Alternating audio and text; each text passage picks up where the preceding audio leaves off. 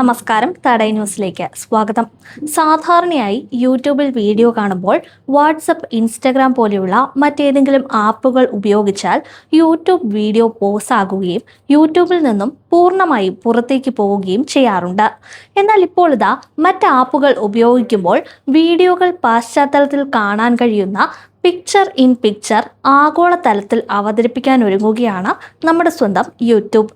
നേരത്തെ Android, iOS ഉപകരണങ്ങൾ ഉപയോഗിക്കുമ്പോൾ പ്രീമിയം ഉപയോക്താക്കൾക്ക് മാത്രമായി യൂട്യൂബ് ഈ ഫീച്ചർ പരിമിതപ്പെടുത്തിയിരുന്നു.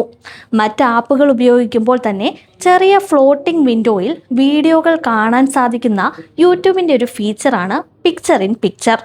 മറ്റൊരു ആപ്പ് ഫോണിൽ പ്രവർത്തിക്കുമ്പോൾ പോലും സ്ക്രീനിൻ്റെ ഒരു സൈഡിലായി നീക്കി വെക്കാവുന്ന രീതിയിൽ യൂട്യൂബ് വീഡിയോ കാണാൻ സാധിക്കുമായിരുന്നു. യൂട്യൂബ് വീഡിയോ കാണുമ്പോൾ വാട്സപ്പിൽ മെസ്സേജ് അയക്കുകയും ചെയ്യാം.